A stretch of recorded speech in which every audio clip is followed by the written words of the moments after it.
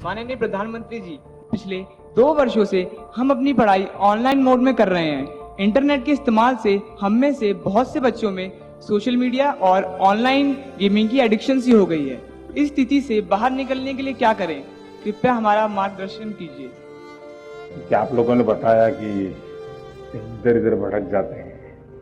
थोड़ा अपने आप को पूछिए कि जब आप ऑनलाइन रीडिंग करते हैं तो सचमुच में रीडिंग करते हैं कि रील देखते हैं।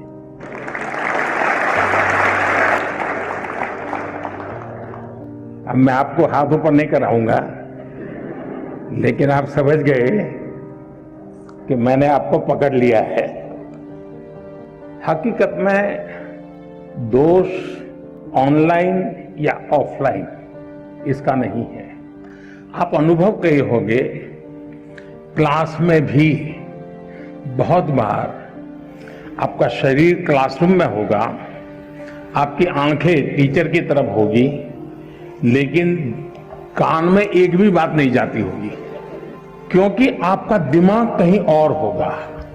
कान को तो कोई दरवाजा नहीं लगाया है, कोई खिड़की नहीं लगाई, लेकिन मन कहीं और है तो सुनना ही बंद हो जाता है, रजिस्टर ही नहीं होता है। जो चीजें ऑफलाइन होती हैं वही चीजें ऑनलाइन भी होती हैं। इसका मतलब है कि माध्यम समस्या नहीं है, मन समस्या है। अगर मेरा मन पूरी तरह उससे जुड़ा हुआ है, उसमें डूबा हुआ है, मेरा एक खोजी मन है जो उसकी बारीकियों को पकड़ने की कोशिश कर रहा है, तो आपके लिए ऑनलाइन या ऑफलाइन मैं नहीं मानता हूं कि कोई फर्क पड़ सकता है। और इसलिए हम, जैसे युग बदलता है तो माध्यम भी बदलते रहते हैं। अब पहले के जमाने में जो गुरुकुल चलते थे, सदियों पहले, सहस्त्र वर्ष पहले, तो वहां तो प्रिंटिंग पेपर भी नहीं थे, तो उस समय कोई किताब भी नहीं थी, तो ऐसे ही कंठस्थ सब चलता था।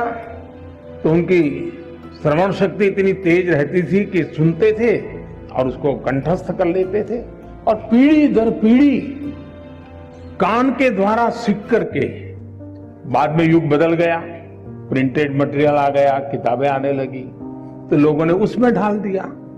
ये इवोल्यूशन लगातार चलता रहा है, ये और यही तो मानव जीवन की विशेषता है। तो वो इवोल्यूशन का एक हिस्सा है कि आज हम डिजिटल गैजेट के माध्यम से, नए टेक्नोलॉजिकल टूल के माध्यम से बड़ी आसानी से चीजों को प्राप्त कर सकते हैं और बड़े व्यापक रूप से प्राप्त कर सकते हैं। इसे हमने एक अपॉर्चुनिटी मानना चाहिए, हमने इसे समस्या नहीं मानना चाहिए।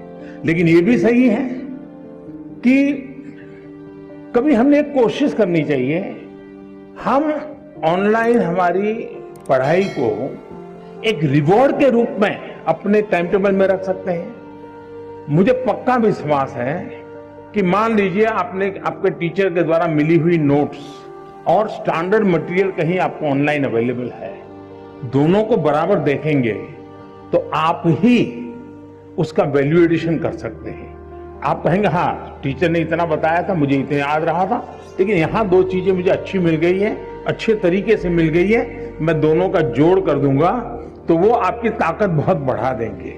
ऑनलाइन का दूसरा लाभ ये है, आखिरकार शिक्षा का एक हिस्सा है ज्ञान अर्जन करना।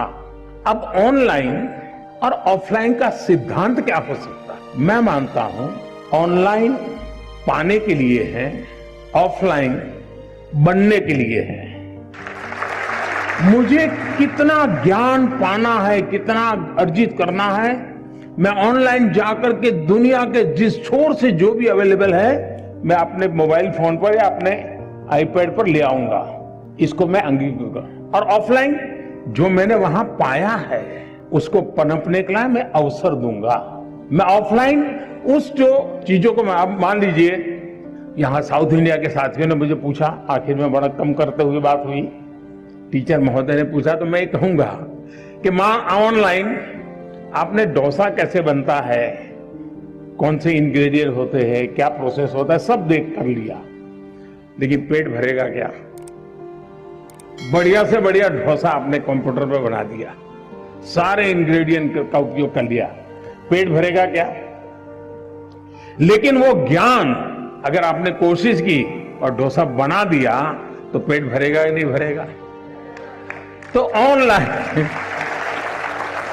ऑनलाइन को आपका आधार मजबूत करने के लिए उपयोग करें, आपको ऑफलाइन में उसको